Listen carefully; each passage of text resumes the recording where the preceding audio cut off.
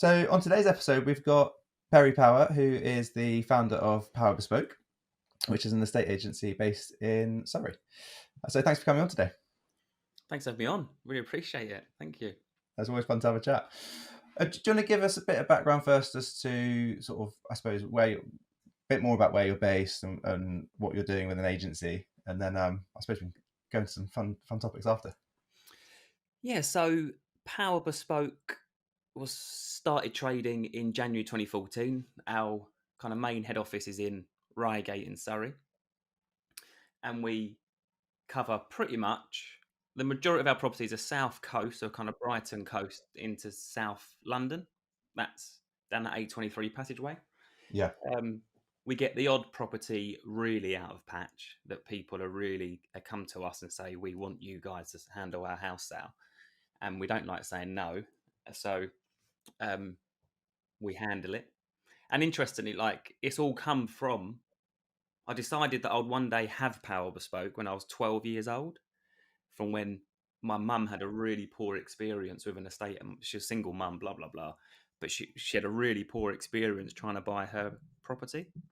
And yeah, uh, on that day, I kind of made a business card called Powers Estate Agents, Surveyors and Valuers, interestingly, because back then they were kind of generally estate agents, surveyors and valuers, kind of all in one. yeah, of course, yeah. Um, Fast forward, I'm 35 now, so nearly 20 odd years. Here we are. What kept you so engaged and motivated with it from that age of 12? There must, because it's a long time to sort of have an idea and then go to act on it. So were you about 18, 19 when you went to do it? That's a 15. I part time. As soon as I could get a Saturday job, I was in there on a Saturday, and then from school 16 full time. By 19, thinking back, I think I was the youngest fully qualified member of the National Association of Estate Agents. Done a level 3 apprenticeship. I didn't want to go to college or uni. I come from a background of workers, like proper. Yeah. My dad's a roofer. My mum has done loads of things over the years. Quite entrepreneurial family, I guess. And yeah, I think now looking back, I think I'm going to be doing like an autism test because I think I'm slightly autistic. I'm definitely number autistic, like, Yeah. um, um, and because of that, I'm obsessive over things, mad obsessive. Like when I get my teeth into something, there's nothing going to take me away from it, and that's how I was from the age of 12. And I've got 4 children now, and one of them is nearly 14, and I need to stop pushing my bias onto him. I'm like, so do you know what you're going to do? You're like 14 now. Bless him. I But knew I you 2 years get not ago. everyone is like that. That's really interesting. So the number autism sort of potential side of things, that's really interesting in terms of that focus on, I suppose, data and the numbers behind everything you're doing. Is that, I suppose, something that you really focus on within the business day to day? Is that what drives sort of the success of everything else? Yeah, don't get me wrong. I mean, I'm 35. My son, who's nearly 14, he has been diagnosed with autism. Okay. You wouldn't know it, like most of these Yeah. things. You wouldn't know it to look at him, but he's extremely intelligent, not very good social skills, and I'm very similar. Um, but yeah, I think because of that trait, whether it's a diagnosed thing or not, who knows? I might get diagnosed when I have the test proper done, but neither here nor there. Yeah. That trait of detail, obsessiveness, processes, um, I think is what's really helped Power Bespoke, like a It, lot. I'd agree with that. The autism side can be really beneficial, and I think there's a brilliant episode on Dragon's Den the other night, and this guy was it's clothing company, sort of bigger, larger sizes, but he was very number driven, and that was sort of, I suppose, the real base of his success was he knew his business inside out, and all his decisions were based off that. So I think there's real Yeah, I think opportunity with it too. I could be more analytic. I mean, data. I like looking at data a lot. Like with our marketing automations, I can see the difference from one email to the other. One's got a 50% open rate, one's got a 15% open rate, and I can tell straight away it's because the subject. So I switch it up, improve it, and test and measure. But yeah, I think I read the book The E Myth quite early on, obviously because I knew one day I was going to have my own business. I started reading it. Whilst most kids were reading probably football magazines, I was reading The E Myth, on all about McDonald's and how they systemized and processed and grew the business. Because I'm obsessive like that. So The yeah, Founder's a good film, actually. On that note, yeah, yeah, love it. Yeah, yeah, yeah. all over it. So, so you're, I know one of the things that you're rightly so like proud of is the sort of achieving the highest average sale price in your area on the patches you focus in. What's the driver for that? Like, how do you go about achieving that versus other agents? Really simple. Firstly, all our agents are certified in advanced negotiation. Okay. That's a number one. So as soon as you join, you get put through your advanced negotiate. If you've been an agent for a year or 20 years, you go through that. Because unfortunately, the reality of a state agency is a lot of estate agents haven't gone through any qualifications, Mm. haven't Yeah, gone very through, true. maybe in-house training and maybe, but it's an unqualified, unlicensed, unregulated industry, and you can be selling cars yesterday, and today you're in someone's house trying to get them to buy it.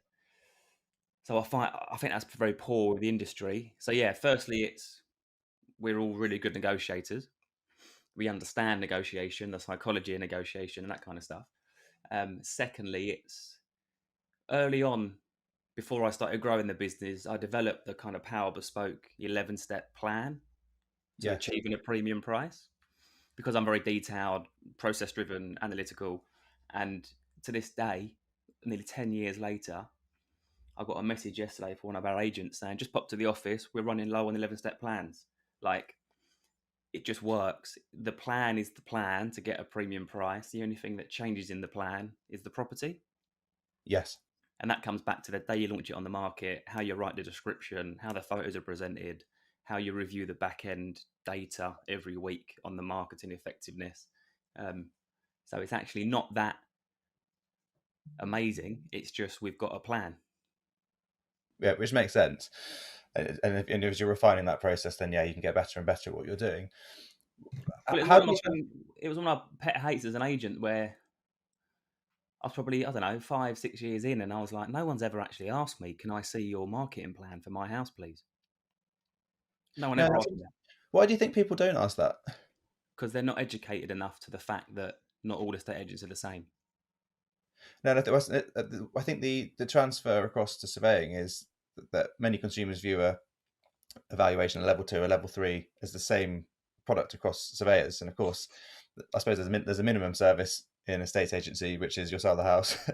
But there's a lot of things you can do around that. Similarly, for a surveyor, that you can produce a report at the end of it, but how you get there and what you include in it is very different. So how do you get that across to the customer? Because obviously, I suppose the benefit of having that higher sale price is you're able to charge higher fees, I'd Yeah. imagine. But how do you communicate that plan? Do you proactively go through that marketing plan? And Yeah, so the plan is it's really interesting, right? Because it's like it's the holy grail. Like it's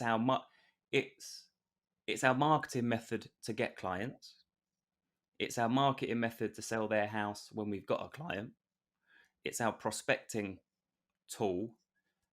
We give it away freely. If someone's on the market with another agent, we're like, hey, have a read of our 11-step plan. This results in us achieving 102% of asking price versus a 98% national average.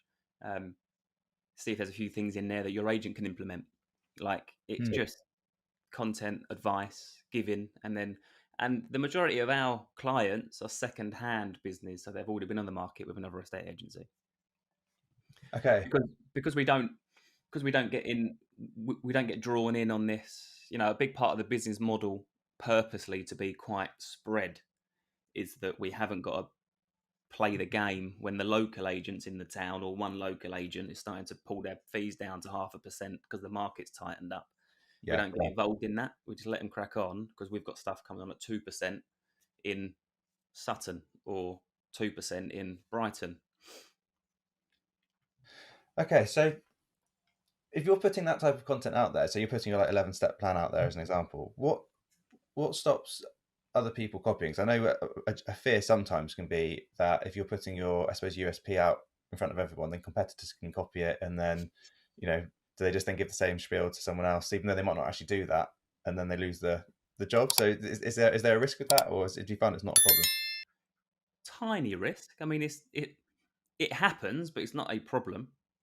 I've been to a house and seen a rehashed version of my 11-step plan. They've just literally downloaded the digital version, put their picture on top of mine, changed a few colours, and rehashed it, which is cool because the advice in if more homeowners read the advice in it, whether it's got my name on it or someone else's, they're gonna have a better, quicker move. Yeah, Um, you you don't. I think this is a problem with marketing these days. People are too scared to share their best secrets and advice, and then they're like the best things that no one knows about. well, that's Um, true. Actually, yeah, you run the same risk actually. Then no one knows why to use you. yeah, so it's like we've had clients recommend us to their friends because they've used our advice to get their house sold with their current agent because they were tied in for 6 months with their current agent. They wanted to move to us, but they were just tied into these terrible tie-in contracts. But we're the ones getting recommended to their friends, not the agent that actually sold their house. And the most important point on that is the reason why it doesn't worry me is knowledge isn't power, implementation and actions power, and very few people get it done. Yeah, And yeah, that's harsh. Like what I've been known, my coaches and stuff are like, I've never coached someone that just get done as quickly. And when something twigs, because I'm obsessive about stuff, it's on the Trello board and it's getting worked on immediately and rolled out within days. And I like that nimbleness of the business. To be fair, as we grow, um, one of the we survey all of our team, and every month they get like a anonymous give us your feedback kind of thing, and they can yeah. say anything they want, and I wouldn't know who's saying it. But one of the real leading things is autonomy. So our team have got real freedom to, within the constraints of the brand standards and how we do things here, but they've got complete autonomy to make good decisions, implement good stuff, and I love all that. So that ties me on to something I know we touched on this just before we started recording, but in order to get stuff done and people following the right things, and you've got the training side, how do you bring the right people into the team? So I know you've got a mix of employed and self-employed, and within the surveying industry, I suppose there's different people have different models. Some will do fully self-employed, some will only employ, and I suppose there's different benefits and drawbacks to each. But it's interesting you've got a mix. So what do you find is sort of why do you employ someone, and then why would someone else be self-employed, and how do you find the right people to tie in with that, get stuff done attitude? So I think it starts with, it depends what they want. Yeah, Like it might, I might want an employed lean mean selling machine, but if they want to be self-employed because they want a bit more autonomy, because autonomy to me is a really important brand culture. And just yeah, because you're employed, I'm not going to ask you what you're doing on Thursday. Like I'm not interested. What I'll be saying is, if we're not hitting target or we're not selling houses, we've got a problem, whether you're employed or self-employed.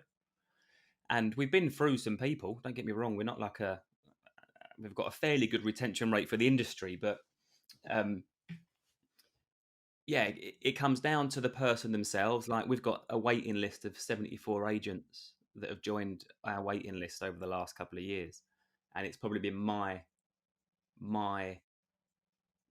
hesitance to push too hard in the current climate as to why they've not joined us. yeah. Um, Probably 15 of those would probably have been suitable to join us, I would imagine. So um, yeah, comes down to the person, what they want. We've got an amazing agent who I was chatting to for a couple of years, but she just wasn't ready to be self-employed and didn't want to be at that stage of her life. Totally fine. And I've got other people that have been employed for 15 years and just don't want the thought of having a boss ever again, whether he's a nice one or a one. Um, so it doesn't really matter to me. It's the person and if they produce. I think there's a bit of a there's a misconception that you go self-employed, you get all this time in the world to do what you want and no one to answer to. But it's interesting because you have got someone to answer to, and they're more of a dicky boss than a dicky boss, and that's yourself when you're skint in 4 months' time. Yeah, yeah, that's very So, true. Did you find then a self-employed agent is more motivated? not necessarily. I don't think. Motivation is an inside job. I can't motivate anyone. I can just inspire people maybe to do better. Like Yeah, if I'm knocking out £2.5 million sales off market, then that'd be a nice indicator that they can do it too. But they need to do it, whether you're employed or self-employed. There's no difference, in my opinion. Um, there's no difference. You can yeah, just probably earn even the earnings. Like I don't really. To me, this whole self-employed thing it's certainly in the estate agency industry got off to a great start because everyone's, oh my god, yeah, I can get rid of the boss. But when they realise that being self-employed is a blessing and a curse all in one, and the thing is, generally people, when it's not their fault, but if they're not disciplined, a lot of people, the employment structure gave them the discipline. yes, yeah, When they remove that, they're actually not that disciplined. And they're better served, those people, to stay in employment and keeping them confined. Just find a good boss that don't care what you do when you do it, as long as you do it, um, rather than 8 o'clock meetings every morning about a meeting happening next week. Try and cut away all the crap stuff about employment. yeah, Um, Remoteness, freedom of location, don't care what time you start or finish. Like we're a sales. I don't like that term for our industry really, but we are a sales industry.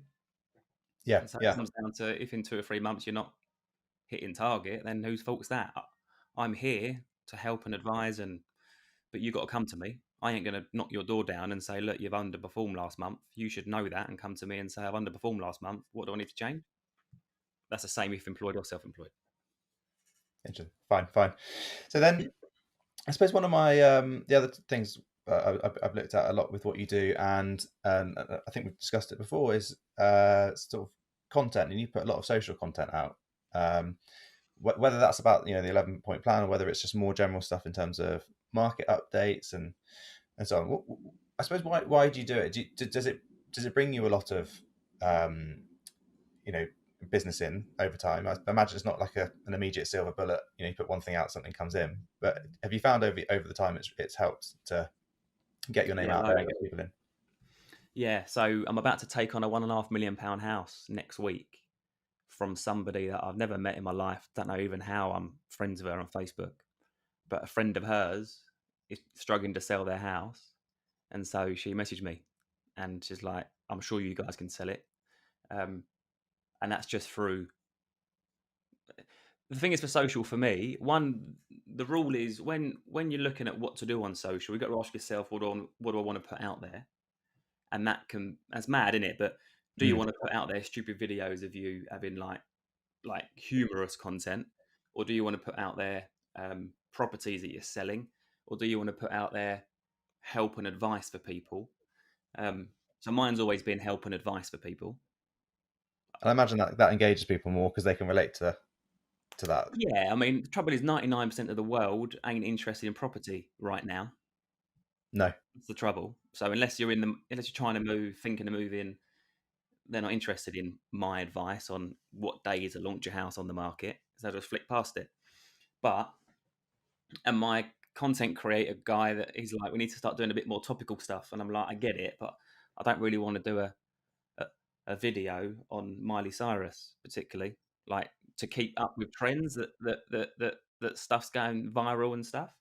Yeah. So I don't want to be a view and likes. What's the word? Chaser or Yeah. I'm not chasing that. As long as the content is quality for somebody that's in that position right now, then I'll put it out. And it's a real slow burner. But for me, it's all about visibility and the subconscious mind. Like, keep peppering those people's subconscious mind, and they won't know it. But by the time they need something to do with property, you're going to come from their subconscious to to the forefront of their mind and drop you a message. yeah, And the it just familiarity. produces so much content for prospecting as well. If a client rings me, stuck on the market, I'll flick him a link to a YouTube video or an advice video that will help them. helps my time management, helps with so many things. And I suppose that's part of what you can then send out when you first engage with someone as well. You can put them towards that content, so they have got questions about certain things. There's a whole library of stuff to refer to. Yeah, so our 11-step plan, I've got 11 videos on YouTube breaking down each step. That 11-step process is a playlist. So if someone wants to sit there and watch all 11, they're welcome to. If someone brings me and says, I'm stuck on the market, got any ideas, I'll obviously help them, but I'll send them a link to step 6 of the 11-step plan on what to do if house stagnates on the market. So it's rich content, and video hasn't got to be video, but for me, it's quicker and easier. I'll spend 2 hours a week doing video and then do nothing else. So I'll send it off to my editor. He edits it, posts it, rehashes it, and all this kind of stuff, repurposes it. And so it'd take me 2 hours to write an article because I'm terrible at writing. Well, if not longer, because I think because you've got to come up with the article idea, which okay, fine, you have to do for the video, but then you're Well, he right. gives Then me all that. So he's again every week he'll give me a list of topics that are high search terms, trending at the minute.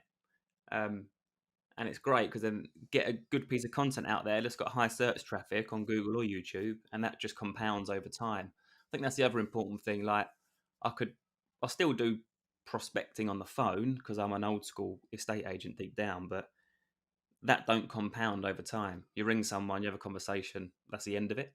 yeah, Put yeah, content out, and it compounds. I think some of my videos on why you should have a for sale board when selling your house has got like 40,000 views since I posted it, and that'll keep growing. yeah. That's the thing. It's still working for you, isn't it? Constantly.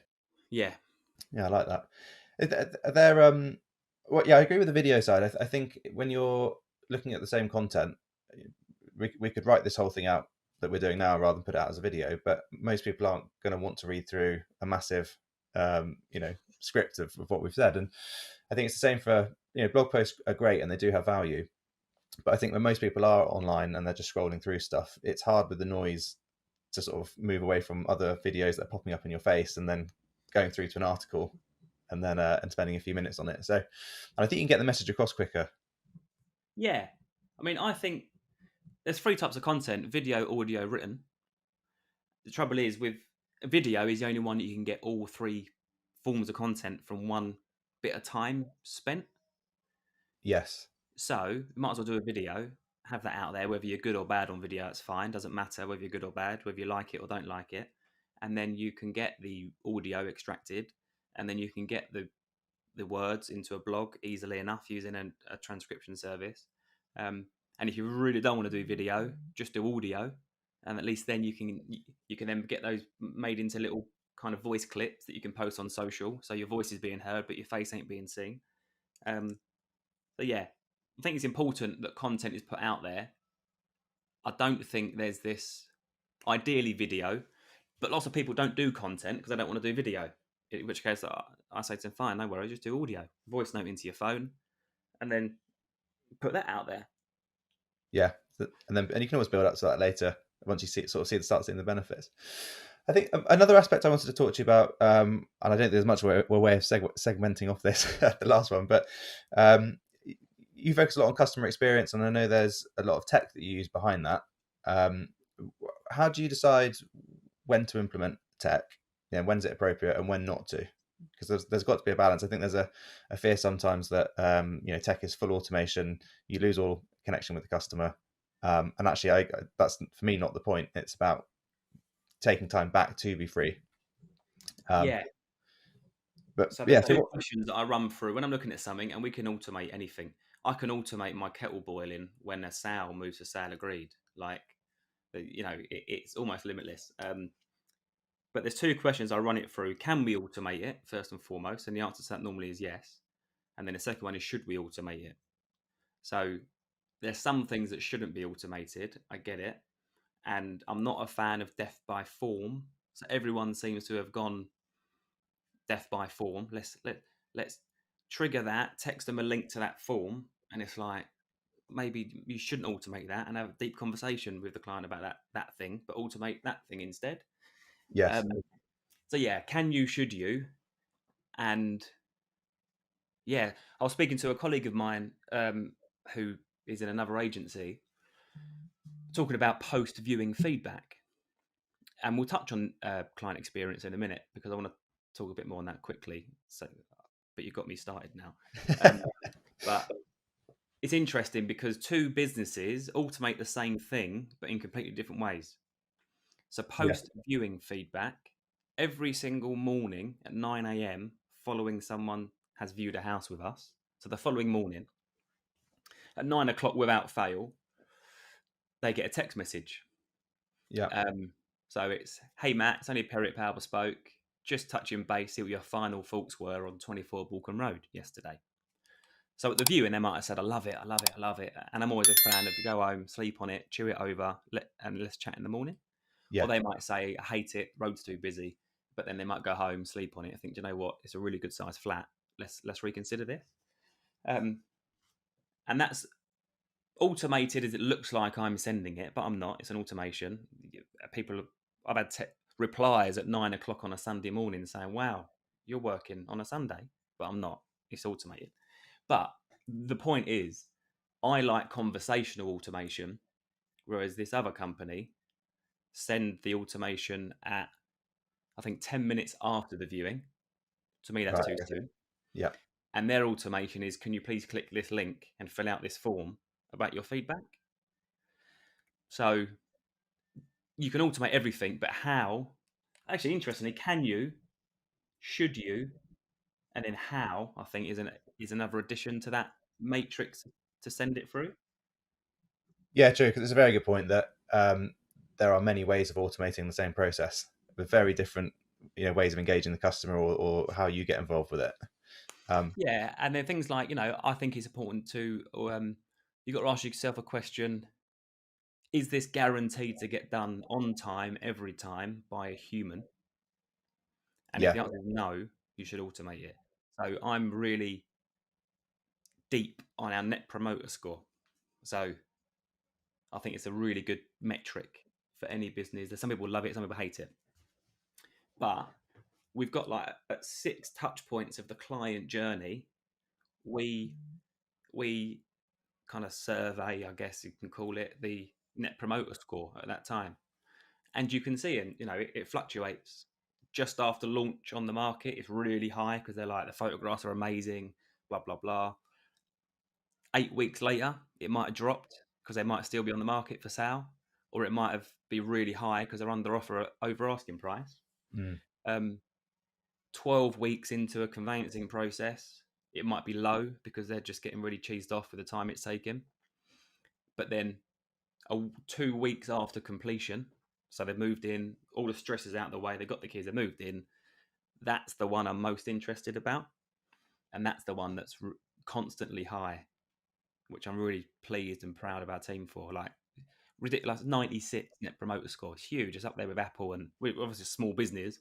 But before we started to grow too much, I wanted to get those foundational things in place. For those that don't know what a net promoter score is, that's I suppose a measure of customer feedback and sentiment. Yes, one question, Yeah. which I like simplicity. I mean, I'm really simple. Um, on a scale of 1 to 10, how likely is it that you'll recommend Power Bespoke to a friend or colleague? Perfect. And then you ask that multiple times throughout the process. Yeah, the same thing. Yeah. And how often do you review the sort of the average score? And do you take a look at sort of what the highest ones are and why, and what the lowest ones were and why, so you Yeah. can keep refining the process? Yeah, all the time. Like, it's amazing because you get your scores, but then you get additional, like, at the end of the one. If they just click 10, then that's fine. It's logged. But most people go a step further and add some notes into the box as to why they gave that score. Yeah, yeah, And that produces like a word cloud, which I really love. So I don't know if you've ever seen a word cloud, but it's the most used words are the biggest on this word cloud. But you can then reoccurring things can be actioned and edited. We had one, we do that for post viewing. So the morning, 2 days after reviewing, you'll get asked, how was your viewing experience with us? Not what did you think of the house, but yeah. how did you find out our viewing team, blah, blah, blah. And some, some things you don't change. Like, for example, people really wanted a printed brochure, but we're really hot at the minute on sustainability, not Yes. wasting things. and here's the PDF version. You're welcome to print it. Like, I probably wouldn't buckle on that, because I just think, if 1 in 10 person gives it as feedback, I wouldn't then roll out printed brochures for all 10 people, because that's not enough of a drive. The pro and the con. No, but if 9 people were asking for it, then you go, actually fine. There is a benefit and a need to it. Yeah, and we Yeah, do. If someone's like, I'm 75, not great with a computer. Do you mind sending me the brochure? We'll print it and send it to them. yeah, But of course. Yeah. majority of people, it's fine. It's no problem. What points do you measure in the process? Do you go as far as measuring the sort of feedback on the just initial contact when they make an inquiry, or is it more once they've instructed you measure onwards? So every phone call that comes into the business. Now I find this mad, right? So I'm an EE business customer. I'm not Yeah. sponsored by EE, so I apologise for mentioning a business on the podcast. What's all? Um, but I really like their customer service. It's a good bit of old fashioned. Ring a number, it gets answered, and you get the problem dealt with. Yeah. Try doing that with Vodafone, and but every time I call them, the minute I put the phone down, I get a text to my phone. It's like, "How was your experience today?" Reply 1 for crap, 5 for amazing. And I was like, I want that for Power Bespoke. I just love the fact, even if people don't answer it, it just shows that we care about service. Yeah. So I researched and researched and researched. I changed our whole phone system just to make it happen. And now, every time, 5 minutes after someone puts the phone down from us and they've called us, they get a text saying, "Hey, it's Power Bespoke. We really love to hear how your experience was of our team today." Um, and that's even really high. Like, Yeah. and I think with business growth, what I'm learning, and I'm learning on the job. Like, I'm no Lord Sugar, but I think you've got to pick your battles. And someone told me this about parenting, actually. Oh No, I yeah. was poor. Clearly, I didn't listen.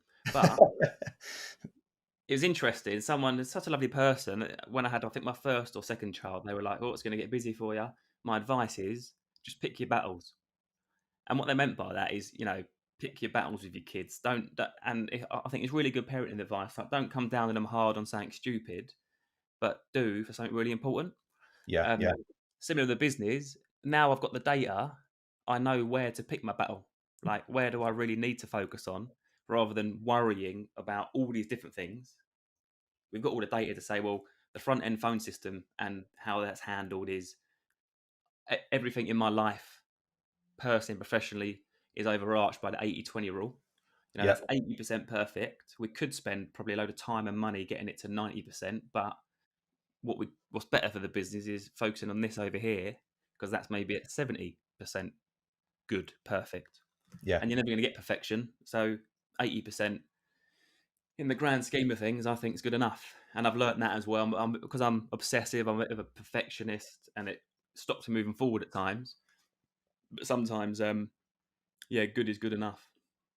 One question I had on that then is not so much the 80/20, but I agree with you on completely. You put your focus on where can you add the biggest benefit, and so on. But with this type of feedback, is it something that is only sort of worthwhile if you're a company with a number of employees or a number of people working for you, or should you still use it if you're an individual?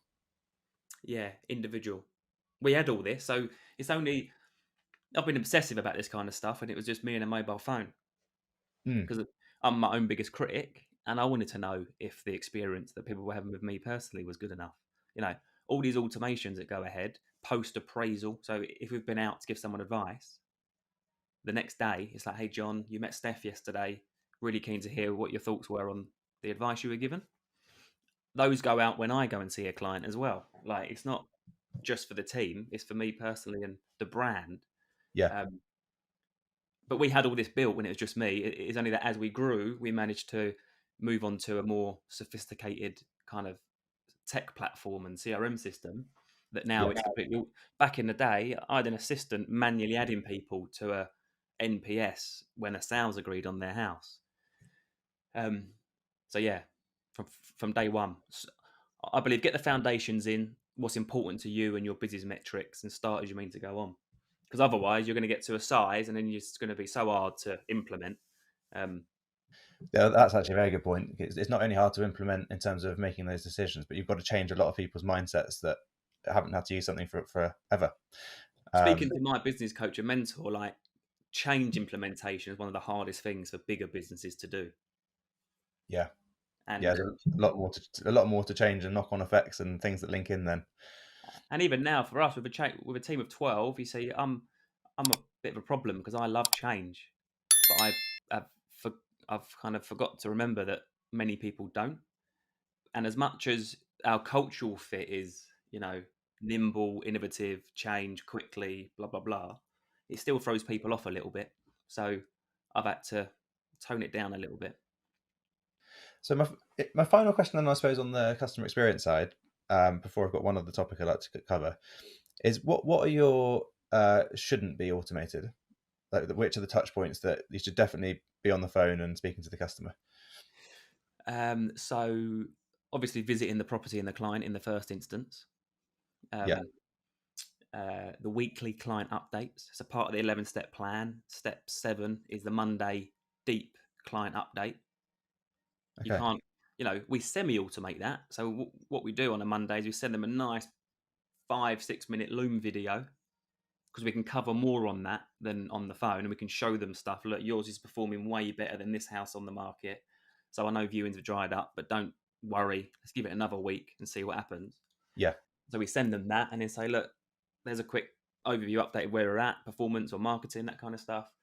Give us what time you're free to jump on the call and we'll talk it over. 9 times out of 10, they don't want to talk. They're like, really appreciate the update. Thanks for that.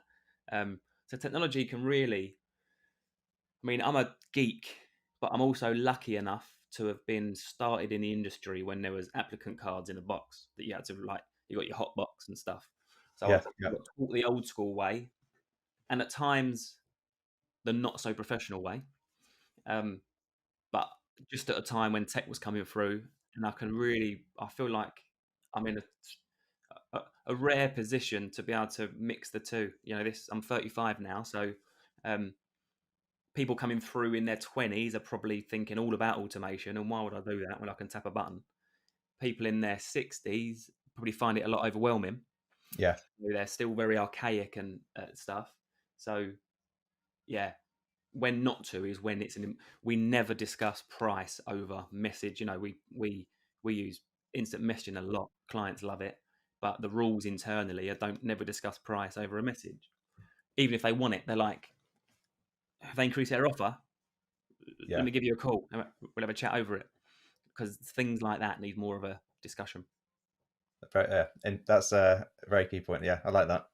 But yeah, uh, automation has a very key part to play, I think, in terms of, if you don't automate certain parts, then you aren't free to have those calls, and Yeah. when you're having the calls, you're delayed from doing it. So I've always positioned it in my mind that the tech's there to enable the expert, not to replace the expert.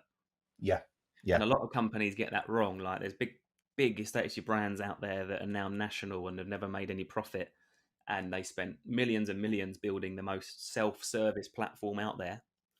Um, but they just haven't got the traction because people actually want someone who has the answers, or at least a few options of answers to help them and guide them. Yeah. I was Yeah. liking it to like, you don't when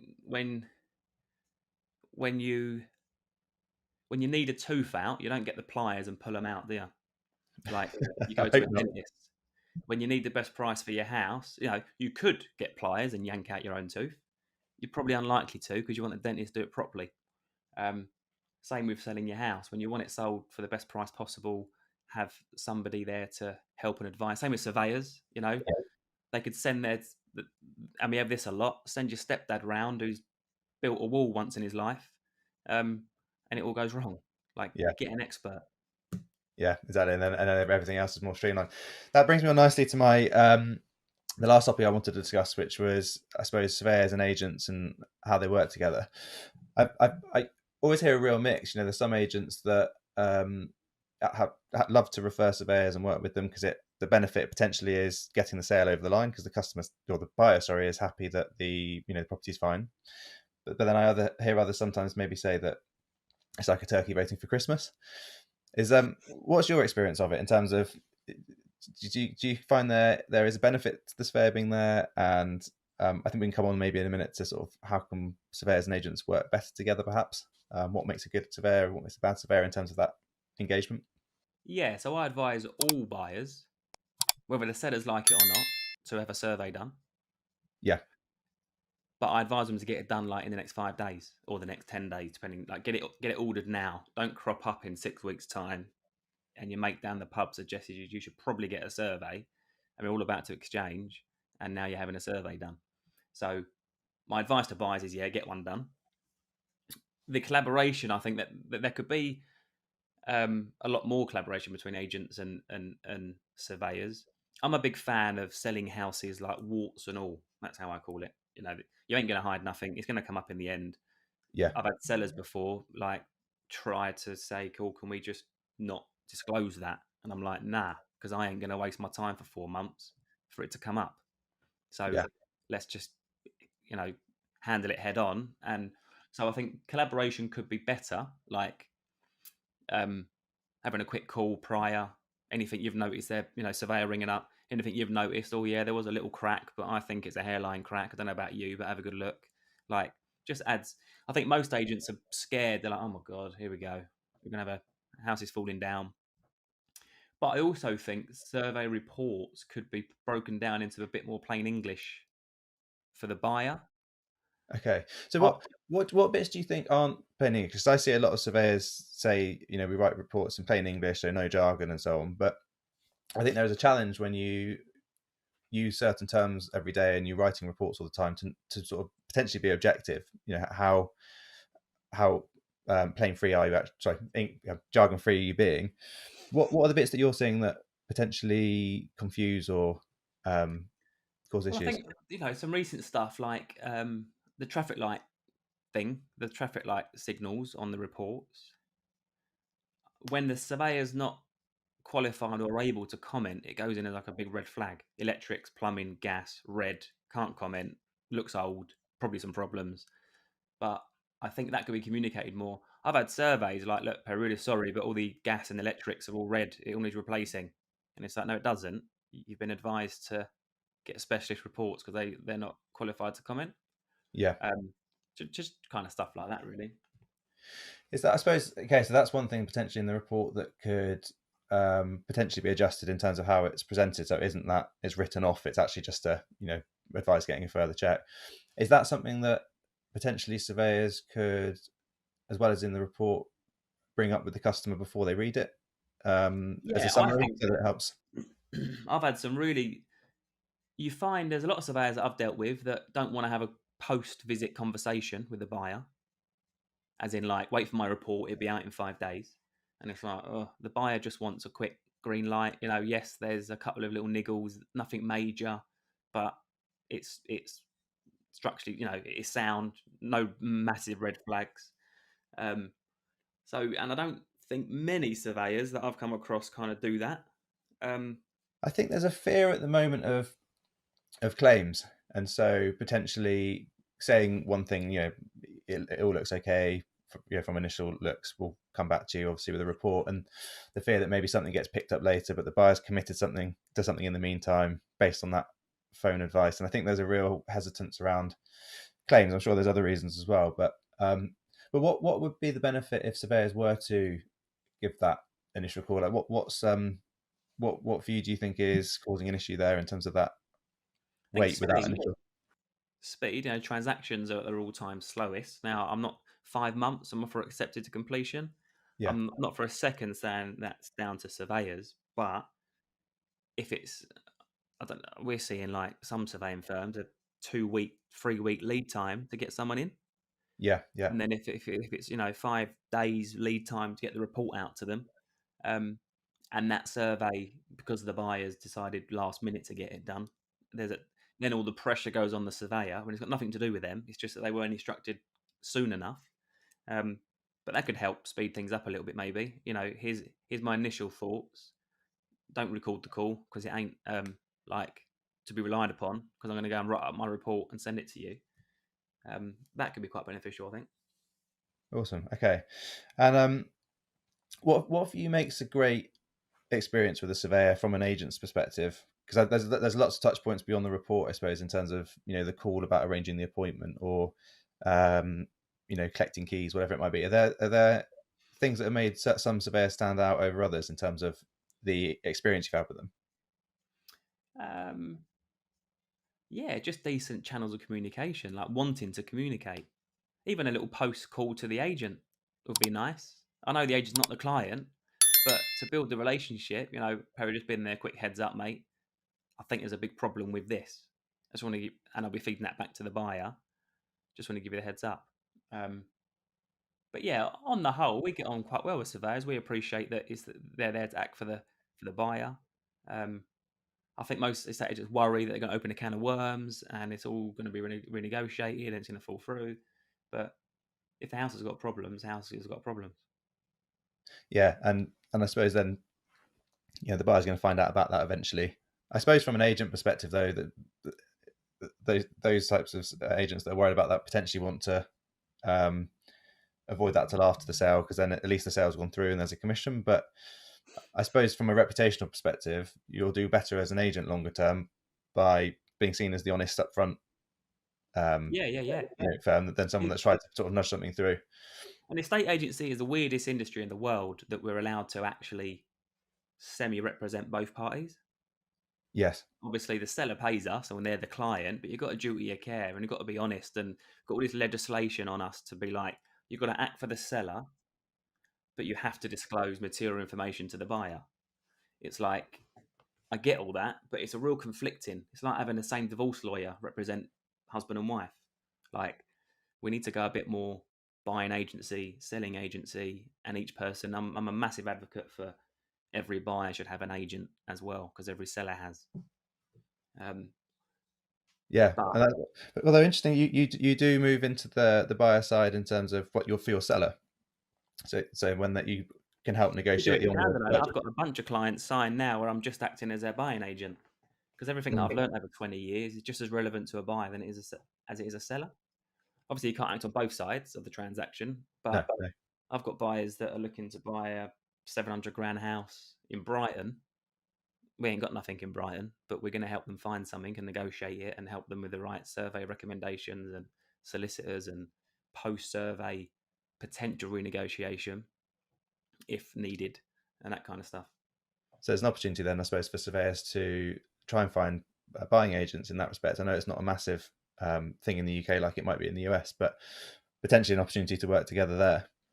Yeah, Because obviously you're on the same side there in terms of what you're trying to achieve. yeah, exactly. Um, I found all that really interesting, and thank you for coming on, Perry. Yeah, pleasure. Thanks for having me on. It was good. Anything else you want to wrap up with, or I think we've covered all of it. Yeah, I think I've waffled long enough. As have I. But yeah, no, thanks very much, and I look forward to speaking again soon. Cheers. Take care.